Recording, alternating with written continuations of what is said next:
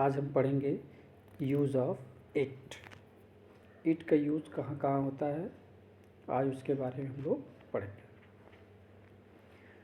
जिन स्थानों पर सब्जेक्ट उपलब्ध ना हो वहाँ इट का प्रयोग होता है। मीन्स जहाँ पर सब्जेक्ट ना हो वहाँ इट का प्रयोग करते हैं। तो इसका प्रयोग समय, मौसम, महीना, दिन आदि व्यक्त करने वाले वाक्यों में इट का प्रयोग किया जाता है। दिन तो इट का प्रयोग वहाँ होता है जहाँ पर सब्जेक्ट का उपलब्धता नहीं होती है। तो सबसे पहले इट लिखेंगे, उसके बाद इट के साथ हमेशा इज लगाएंगे, उसके बाद आपको लिखना है कुछ अदर वर्ड। ठीक है, जैसे आज बहुत गर्मी है तो यहाँ सब्जेक्ट नहीं है। कौन शब्द से आप अगर पूछते हैं तो कौन का जवाब नहीं आएगा। अगर कौन का जवाब नहीं आ रहा तो मतलब सब्जेक्ट उस सेंटेंस में नहीं है। और जब सेंटेंस में नहीं है तो आपको देखना है इट लगाना है या देयर, दो कन्फ्यूजन आती है। तो देयर का प्रयोग जो है समय, मौसम, महीना, दिन के लिए होता है। तो आज बहुत गर्मी है तो it is very hot today.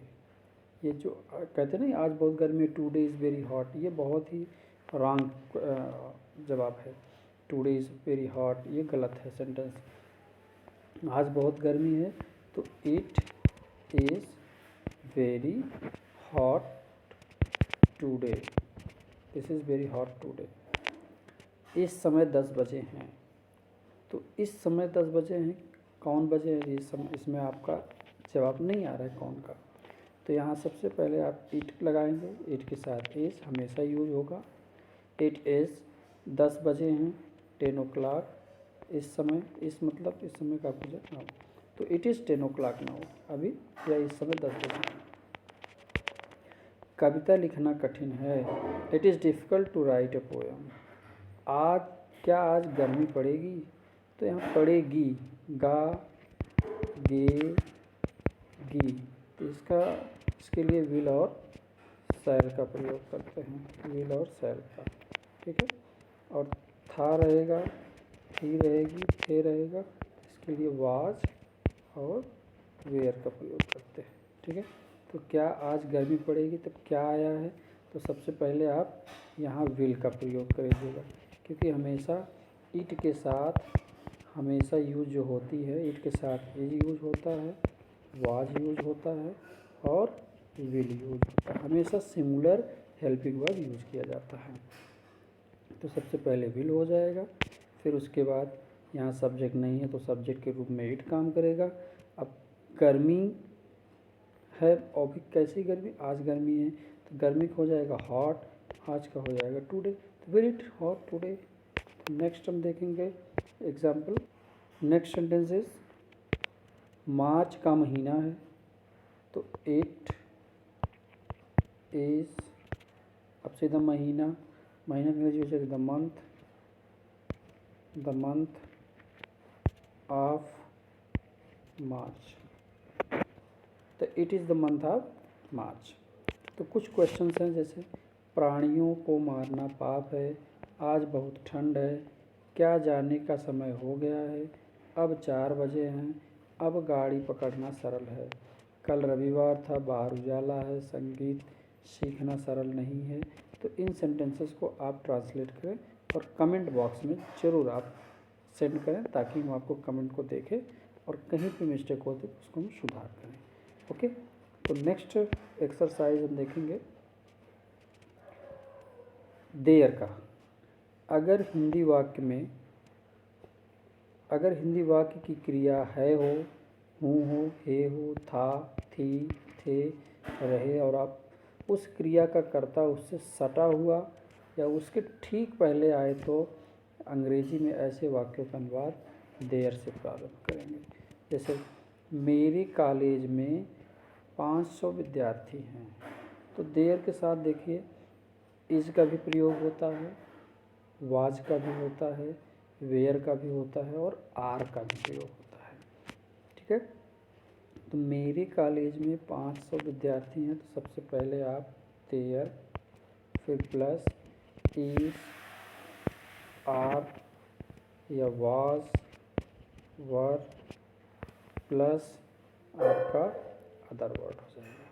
ठीक है, तो मेरे कॉलेज में 500 विद्यार्थी हैं, तो देयर आर, अब यहाँ संख्या भी दिख रही है, तो एक से अधिक संख्या है तो वहाँ आर का प्रयोग होगा, तो इसलिए देयर आर कितनी संख्या है, 500, तो 500 स्टूडेंट्स कहाँ, इन माई कॉलेज, में एक अंग्रेजी इन हो जाएगा, माई कॉलेज हो जाएगा मेरे कॉलेज का, तो there are 500 student in my college. एक राजा था, अब यहाँ संख्या एक की हो जा रही है, तो इसमें भी देयर का प्रयोग होगा, और था आ रहा है तो वाज का प्रयोग होगा, तो देयर वाज ए किंग। अब किंग राजा है, किंग जो है नाउन है, नाउन पहले ए का प्रयोग किया गया है। नेक्स्ट है देयर के तुरंत बाद वर्ब का प्रयोग किया जाता है, जैसे वर्ब्स होती हैं is, and is, are, was, were आदि होते हैं। जैसे दीपक में तेल नहीं है, तो सबसे पहले देयर का प्रयोग करेंगे, plus is, are, was, were, उसके तुरंत बाद आपका नॉट या फिर नो का यूज करेंगे। ठीक है, तो यहाँ देखिए दीपक में तेल नहीं है, there is no oil in the lab. भारत में अनेक नदियाँ हैं, there are many rivers in India, there are many rivers in India, many means होता है अनेक। ओके, नेक्स्ट देखते हैं इंट्रोगेटिव में इसका ट्रांसलेट कैसे करते हैं। तो इंट्रोगेटिव सेंटेंस में verbs is, am, are, was, were, am का प्रयोग तो नहीं होता, इज, आर, वाज, वेयर आदि को देयर सब्जेक्ट के पहले लगाते हैं, यानी जब भी प्रश्नवाचक चिन्ह आए और क्या से शुरू हो, क्या की अंग्रेजी नहीं लिखी जाती वहाँ, बल्कि हम किसका यूज करते हैं, हेल्पिंग वर्ब का। जैसे क्या घर में कोई नहीं था, तो अब यहाँ था आया है तो इसलिए वाज हो जाएगा, वाज, फिर आप लगाइएगा देयर, वाज देयर, अब कोई नहीं की इंग्लिश हो जाएगा नो वन, नो वन, कहाँ, in the house, no one in the house. ठीक, नेक्स्ट क्या बस्ते में कोई पुस्तक है, तो क्या है, तो फिर आप पहले वाज, फिर देयर, अब कोई पुस्तक तो एनी बुक, एनी बुक, कहाँ, बस्ते में, in the bag, in the bag. Next कुछ सेंटेंसेस हैं, जैसे तालाब में मेढक है, आकाश में तारे हैं, गांव में कुआं है, दिल्ली में कई बाजार हैं, वन में शेर हैं। जैसे कि तालाब में मेंढक हैं, तो तालाब का सबसे पहले आप लगाइए यहाँ सब्जेक्ट देयर इज, अब मेंढक हैं तो यहाँ पे आप क्या करेंगे, there is a frog in the pond.